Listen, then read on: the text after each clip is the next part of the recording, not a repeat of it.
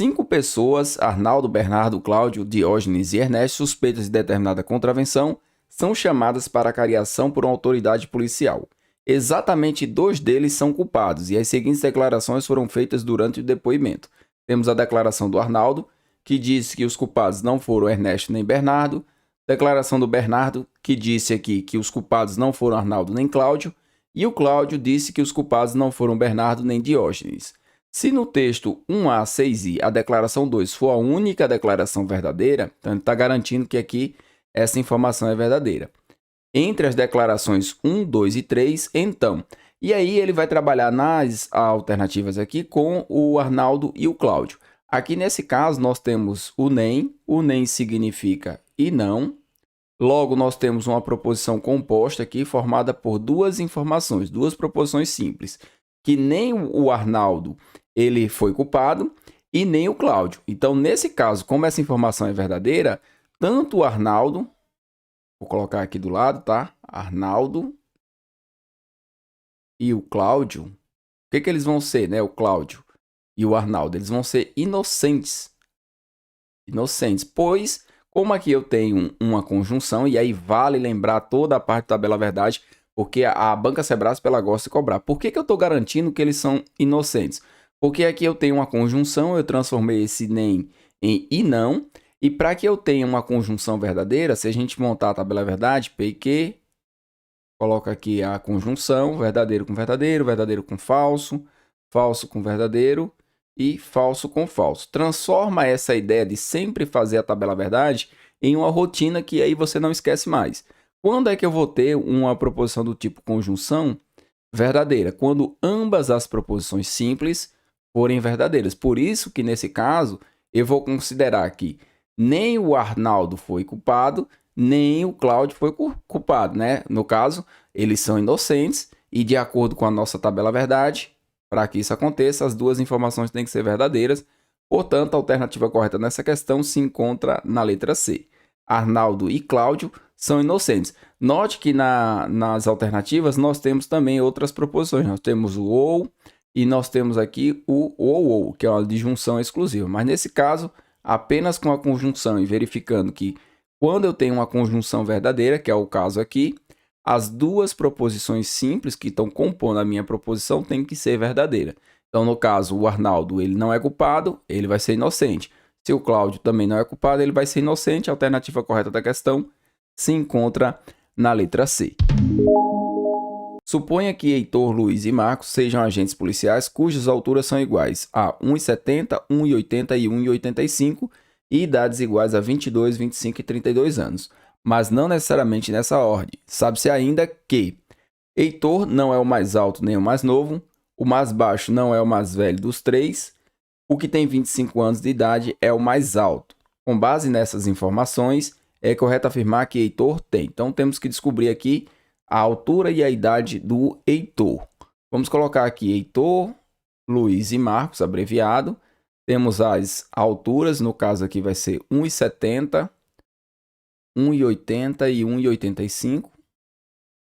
E temos as idades, as respectivas idades aqui que são 22, 25 e 32. E agora a gente vai fazer a associação de informações, só temos que lembrar um detalhe. Nem todas as tabelas, quando a gente monta com essas informações, é possível resolver toda a tabela, encontrar todas as informações. No caso, encontrar as informações aqui para todas as pessoas. Mas nesse caso em específico, nós vamos ter condições de encontrar tudo sobre o Heitor. A altura dele e a sua idade. Vou pegar aqui outra canetinha. Como que a gente resolve esse problema? A gente vai fazer o seguinte, a gente vai colocar primeiro que temos 100% de certeza, de acordo com essas informações, na tabela. O que for verdade, a gente faz um círculo e o que não for, a gente faz um X. Heitor não é o mais alto. Então, a maior altura aqui é 1,85. Então, eu já vou eliminar aqui 1,85. Ele não tem 1,85. Ou ele vai ter 1,70 ou ele vai ter 1,80. E também não é o mais novo. Então, já elimina aqui 22. Eu já sei que o Heitor, ele não tem 22 anos de idade. Então, aqui eu já posso eliminar a letra A. Está errada. E já posso eliminar também a letra C. Coloca que ele tem 22 anos de idade. Ele não é o mais novo. O mais baixo não é o mais velho dos três, mas aqui não tem como saber quem é o mais baixo e por enquanto não dá para saber quem é o mais velho. E a terceira informação, ela diz o seguinte: o que tem 25 anos de idade é o mais alto. Como eu sei que o Heitor ele não é o mais alto, eu já sei que ele não tem 25 anos de idade. Então eu vou vir aqui, ó, vou eliminar os 25. Então eu já encontrei que o Heitor tem 32 anos. Então eu vou eliminar aqui esse 25, agora eu vou ficar com duas alternativas. Ou ele vai ter 1,70 e 32 anos, ou ele vai ter 1,80 e 32 anos. Se a gente analisar aqui essa informação, certo? Essa informação, talvez a gente consiga tirar aqui mais alguma informação. O mais baixo não é o mais velho dos três. Então, o que eu estou encontrando aqui? Eu estou encontrando o Heitor com 32, que é o mais velho. O mais velho aqui tem 32 e eu sei que o mais baixo ele não é o mais velho dos três. Então, eu já sei que o Heitor não tem 1,70. Porque se ele tiver 1,70, ele vai ser o mais baixo. E aí não tem como ele ser o mais velho e o mais baixo ao mesmo tempo. Entraria aqui em contradição. Então, o Heitor ele tem 1,80 e 32 anos de idade. Portanto, a alternativa correta da questão se encontra aqui na letra E.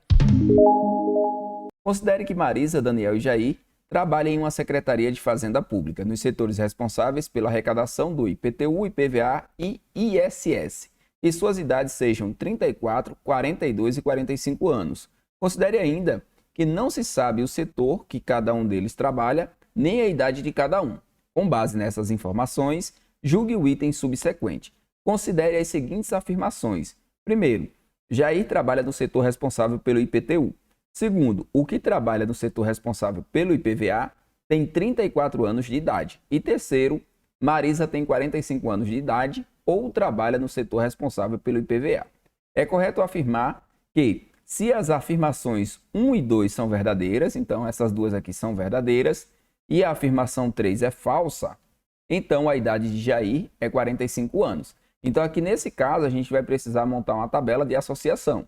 Vamos colocar aqui Marisa, representando com o M, Daniel e o Jair. E aí nós vamos associar o quê? Nós vamos associar as idades e os setores que eles são responsáveis.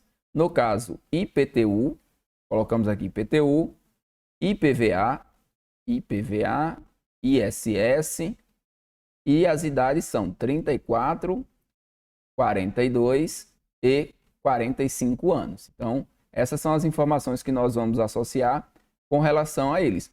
Só que na nossa questão nós temos duas afirmações que são verdadeiras e uma afirmação que é falsa.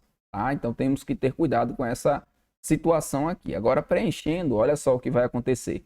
Nós temos aqui, ó, Jair trabalha no setor responsável pelo IPTU. Então essa informação 100% verdadeira. Jair trabalha no IPTU.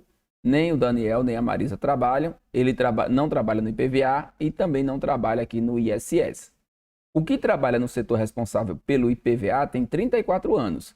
Se o Jair ele trabalha no IPTU, ele não tem 34. Então posso vir aqui e colocar um xizinho aqui para ele no 34.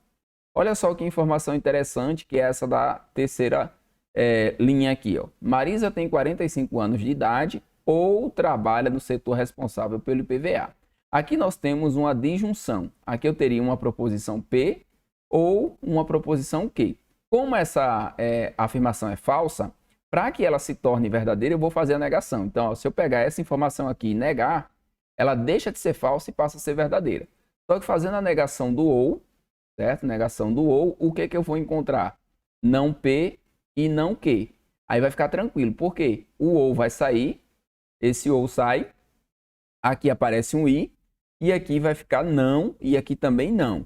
Olha só, Marisa não tem 45 anos de idade e não trabalha no setor responsável pelo IPVA. Então, essas duas informações agora que eu estou colocando aqui, como eu fiz a negação de uma proposição que é falsa, passaram a ser verdadeiras. Tá? Era falsa, agora é verdadeiro porque eu fiz a negação. Então, ela não tem 45 anos, eu vou vir aqui nos 45 e vou colocar um xizinho. E ela não trabalha no setor responsável pelo IPVA. Então, vou colocar um xizinho aqui também no IPVA. Se ela não trabalha aqui no setor responsável pelo IPVA, ela também não vai ter 34 anos. Coloco aqui um xizinho e olha só que legal. Ela vai ter 42, o Jair vai ter 45, o Daniel vai ter 34, ela trabalha no ISS certo? No setor responsável pelo ISS, e o Daniel pelo IPVA. E a questão quer saber se a idade do Jair é de 45 anos. Como a idade do Jair realmente é aqui 45 anos, o item está correto. Os professores João, Carlos e Luiz ministrarão um curso de primeiros socorros em que serão ensinados os seguintes procedimentos: fazer massagem cardíaca, desengasgar, estancar sangramentos, amenizar queimaduras, desafogar e cuidar de fraturas. Cada professor ensinará exatamente 2 procedimentos e o mesmo professor que ensinar o procedimento desafogar ensinará também o procedimento desengasgar.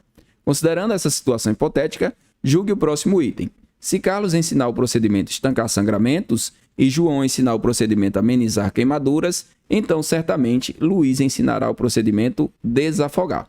Note que a questão coloca aqui 2 situações interessantes. Primeiro, que os professores ensinarão 2 procedimentos, né? São 2 procedimentos para cada professor.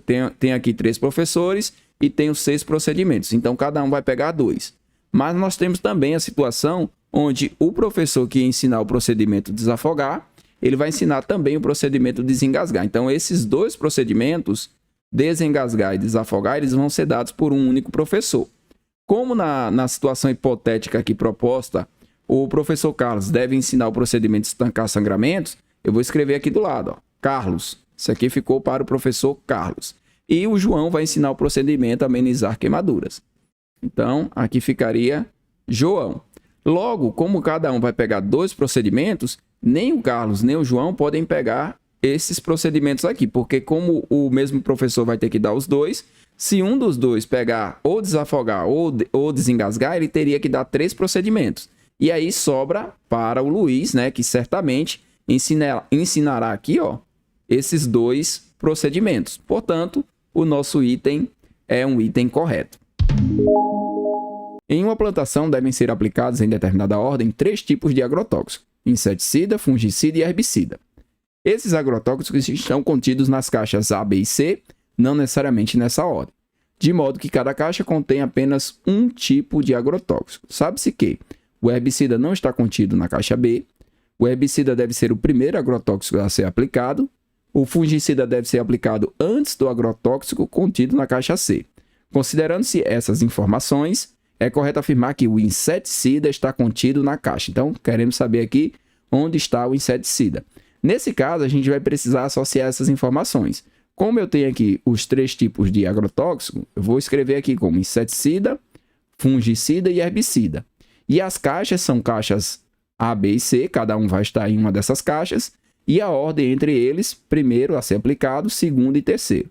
Então, essas são as informações que nós precisamos associar para poder descobrir aqui onde está o inseticida. Feita essa tabela, a gente vai conseguir associar essas informações de forma mais tranquila. Então, vamos lá. Deixa eu trocar aqui a cor do lápis. Beleza. O herbicida não está contido na caixa B. Então, vou vir aqui no herbicida, caixa B. Ele não está na caixa B. Ele pode estar na caixa A ou na caixa C. O herbicida deve ser o primeiro agrotóxico a ser aplicado. Então, já sei que ele é o primeiro. Ninguém mais é o primeiro. Então, esses 2 aqui eu posso eliminar para ele. Ele não vai aplicar em segundo nem em terceiro. Nem o inseticida, nem o fungicida serão em primeiro. Quem é o primeiro aqui é o herbicida. Informação que foi dada. O fungicida deve ser aplicado antes do agrotóxico contido na caixa C. Olha só que informação interessante. Se ele vai ser aplicado antes de alguém, certo? Ele só vai poder ser aplicado antes do inseticida. Certo? Por quê? Porque o herbicida ele tem que ser o primeiro. Então, como eu tenho 3, certo? Eu tenho aí herbicida, fungicida e inseticida. Esse aqui eu já sei que é o primeiro. Tudo bem. Aí eu estou dizendo aqui, olha, o fungicida deve ser aplicado antes do que está contido na caixa C. Então, ele vai ser o segundo e esse aqui vai ser o terceiro. Então, já posso marcar essas informações. Aqui é o segundo, aqui é o terceiro. E aí, o inseticida ele vai estar na caixa C, porque ele está dizendo para mim o seguinte, ó. O fungicida deve ser aplicado antes do agrotóxico contido na caixa C. Então, na caixa C, quem vai estar é um inseticida. Já posso eliminar aqui para os demais. E aí, nesse caso, o herbicida vai ficar aqui na caixa A e o fungicida na caixa B. A questão pede apenas onde está o inseticida contido, né? Qual caixa está contido o inseticida. Então, o inseticida, ele vai estar contido na caixa C, só que ele me dá aqui 2 opções. e deve ser o segundo agrotóxico a ser aplicado e deve ser aplicado após os outros 2 agrotóxicos. Então, o inseticida ele vai ser o terceiro. Ele não coloca aqui, mas nas alternativas a gente tem que saber qual é a ordem. Então, a ordem aqui é que o inseticida ele vai estar na caixa C e ele vai ser o terceiro. Logo, ele vai ser aplicado após os outros 2 agrotóxicos. A alternativa correta na questão, letra E. Luiz, Fernando, Paulo, Carlos e Marcos, suspeitos de terem praticado determinado crime, foram convocados para depor. Na delegacia ocorreram os eventos descritos a seguir. Marcos e Carlos preferiram ficar em silêncio. Fernando afirmou que o culpado era Marcos ou Carlos. Luiz afirmou que o culpado era Fernando ou Carlos. E o Paulo afirmou que o culpado era Marcos ou Fernando. Considerando que exatamente 2 deles são culpados e que em 2021 todos eles terão mais de 15 anos de idade, julgue o item a seguir. Se os 3 que se pronunciaram mentiram nas afirmações, então os culpados são Luiz e Paulo. Então nós temos aqui o Fernando, o Luiz e o Paulo, que se pronunciaram, eles mentiram. Então a informação que eles estão dando aqui, ela vai ser falsa, tá? Quando a gente coloca aqui que eles estão mentindo, então essa informação é uma informação falsa. Vou colocar um Fzinho aqui representando o falso. E aí, para que essa informação ela passe a ser verdadeira, basta a gente fazer a negação dela. Como o Fernando está dizendo aqui que o culpado era Marcos ou Carlos, então significa que a verdade será nem Marcos, tá? Eu vou escrever aqui, ó, nem Marcos, nem Carlos são culpados. Aqui eu tenho que nem Marcos e nem Carlos são culpados, aqui nem Fernando nem Carlos são culpados, e aqui nem Marcos nem Fernando. Então, na verdade, eu tenho que os 3 não são culpados. Então, quem são os inocentes aqui? Inocentes. Os inocentes são Marcos, Carlos, né? Marcos, Carlos e Fernando.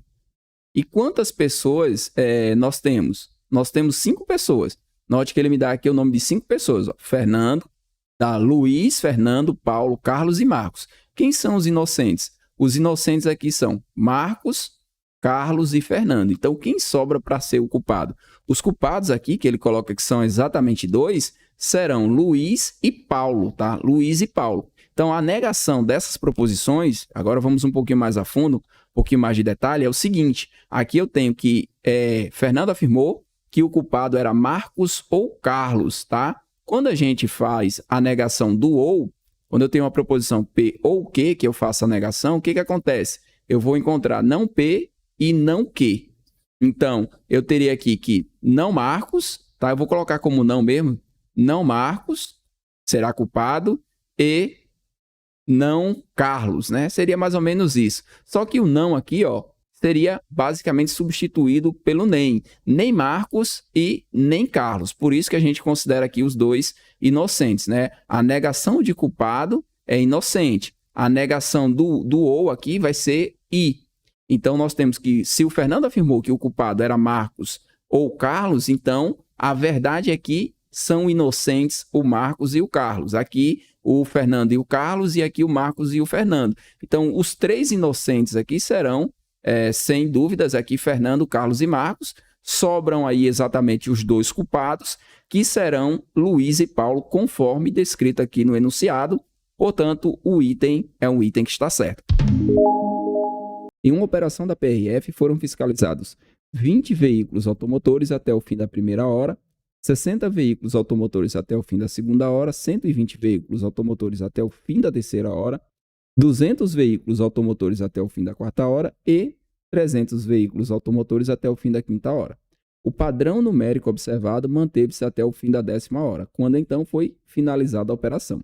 Considerando essa situação hipotética, julgue o item seguinte. Mais de 550 veículos terão sido fiscalizados até o fim da 7ª hora de realização da operação. Então, nós temos aqui uma sequência lógica crescente. Vamos anotar as informações.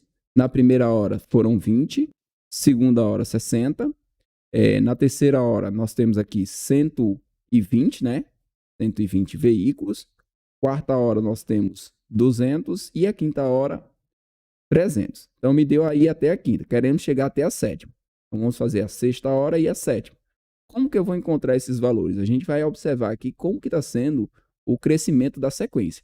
A cada hora que está passando aqui, nós temos um acréscimo. E aí a gente vai medindo esse acréscimo para observar como está sendo esse crescimento na minha sequência e encontrar quanto é que vai ser aqui na sétima hora, ao final da sétima hora. Então aqui teve um acréscimo de 40, vou colocar aqui o mais 40, aqui mais 60, de 60 para 120 aumentou 60, aqui aumentou 80 e aqui aumentou 100. Então o que que nós observamos? Que a cada hora que está passando, o acréscimo vai subir 20 unidades a partir desse primeiro valor aqui, que é 40. Então 40, depois foi para 60, 80, 100, o próximo aqui vai ser 120, e para chegar à sétima hora, o final da sétima hora, 140. Então 300 com mais 120 dá 420, final da sexta hora. 420 com mais 140, 560, final da sétima hora. Tudo bem, agora a gente vai ler aqui se realmente está certo ou errado o item. Mais de 550 veículos terão sido fiscalizados até o fim da sétima hora? Sim, porque vão ser 560. 560 é um número maior que 550, portanto, nosso item é o item que está certo. A técnica em enfermagem Aline estava sem prática em aplicar vacinas, porém, diante da pandemia, colocou-se à disposição para ajudar. Em seu primeiro dia, conseguiu aplicar 130 doses, no segundo dia, 2 a mais, no terceiro dia, 4 a mais, no quarto dia, 8 a mais, e assim sucessivamente, sendo as quantidades a mais sempre acrescentadas em relação ao dia anterior. Então, essa informação aqui é fundamental para a gente conseguir resolver a questão. Considerando a permanência desse padrão, assinale a opção correspondente à quantidade de doses que a Aline terá aplicado ao fim do sexto dia. Então, temos aqui o primeiro, segundo, terceiro, quarto, quinto e sexto. Queremos chegar aqui ao sexto dia. No primeiro dia, ela aplicou aqui, 130 doses. Então, temos 130 no primeiro dia. Segundo dia, 2 a mais. Então, 132. E aqui, sempre vai ser acrescentada com relação ao dia anterior. Então, no terceiro dia, foi 4 a mais com relação ao segundo dia. Então, 136. Depois, nós temos aqui no quarto dia 8 a mais, 144. E qual é o padrão que nós temos aqui? Está sempre dobrando. Mais 2, depois mais 4, depois mais 8. O próximo aqui, para o quinto dia, vai ser mais 16. Então, vamos ter aqui 160, 144 mais 16, 160. E o próximo dia vai ser mais 32. 160 com 32, 192. Então, no sexto dia, ela terá aplicado 192 vacinas. Alternativa correta da questão, letra C. Com o objetivo de participar de uma maratona de 42 quilômetros, Marcos montou o seguinte programa de preparação física. Nos 2 primeiros dias de treinamento, ele correrá uma mesma distância.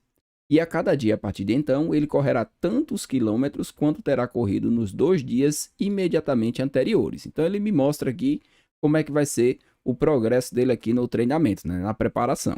Sabe-se que pelo programa montado, Marcos deverá percorrer no 7º dia 13 quilômetros. Então, até o 7º dia nós não sabemos ainda, mas sabemos que no 7º são 13 quilômetros. Então, vou anotar aqui, primeiro, segundo, terceiro, quarto, quinto, sexto e o 7º. No 7º dia, ele vai correr 13 quilômetros. Essa informação aqui foi fornecida no enunciado. E esses 13 quilômetros, eles correspondem à soma do que correu aqui no 5º dia e correu no 6º. Porque ele coloca, ele correrá tantos quilômetros quanto terá corrido nos 2 dias imediatamente anteriores. Então, tem que ser a soma dos dois. Se Fn, considerando essa situação hipotética, julgue o item seguinte. Agora sim, a gente vai julgar se é certo ou errado essa pergunta, ou essa informação. Se Fn representa a distância percorrida por Marcos no enésimo dia desde o início do seu treinamento, com n maior ou igual a 1, tá? Então, a distância que ele percorrerá no 40º dia para k maior que 2 é f de k menos 1 mais f de k menos 2. Quem que vai ser aqui o nosso k maior que 2? A partir do terceiro dia. Então, a nossa contagem ela começa a funcionar com essa fórmula aqui a partir do terceiro dia. Por quê? Porque aqui nós temos uma sequência de Fibonacci. Na sequência de Fibonacci, o primeiro termo é 1, o segundo também. O terceiro termo já vai ser a soma dos dois anteriores, que é justamente essa equaçãozinha aqui que ele está me dando, tá? Se a gente quiser o terceiro termo, eu vou ter que somar. Olha só, se o meu k for igual a 3, eu vou ter que fazer a soma de k sendo 3, no caso, f de 3 menos 1, mais f de 3 menos 2. Então, eu vou ter o F2 mais o F1, o valor aqui do F2 com o valor do F1. Quem que é o F2 e quem é o F1? 1 mais 1. 1 mais 1 é 2. Aí agora eu vou fazer o próximo termo. 1 com mais 2, 3. O próximo termo, 3 com 2, 5. 5 com 3, 8. E 8 com 5, 13. É justamente a sequência de Fibonacci aplicada. Ele quer saber se isso é verdade ou não. No caso aqui, o nosso item é um item que está correto. Podemos marcar. Com o objetivo de participar de uma maratona de 42 quilômetros, Marcos montou o seguinte programa de preparação física. Nos 2 primeiros dias de treinamento, ele correrá uma mesma distância. E a cada dia, a partir de então, ele correrá tantos quilômetros quanto terá corrido nos 2 dias imediatamente anteriores. Sabe-se que pelo programa montado, Marcos deverá correr no 7º dia 13 quilômetros. Considerando essa situação hipotética, julgue o item seguinte. Após o início do treinamento, haverá um dia na qual a distância percorrida por Marcos será superior ao dobro daquela percorrida no dia imediatamente anterior. Então, a primeira coisa aqui é verificar como é que está funcionando o crescimento aqui, né, da preparação dele. São 42 quilômetros. Nós sabemos que no 7º dia ele vai ter corrido aqui 13 quilômetros. E sabemos também o seguinte, que nos 2 primeiros dias ele correrá a mesma distância. Então, eu vou anotar essa informação. No primeiro e no 2º dia, a distância que ele vai percorrer aqui vai ser D. A partir de então, a cada dia, a partir desses 2, ele correrá tantos quilômetros quanto terá corrido nos 2 dias imediatamente anteriores. Então, no 3º dia, ele vai correr a soma desses 2. Vai ser 2D. No 4º dia, vai somar aqui 2D com mais D, vai ser 3D. No 5º dia, nós vamos ter 5D. 6º dia, nós vamos ter 8.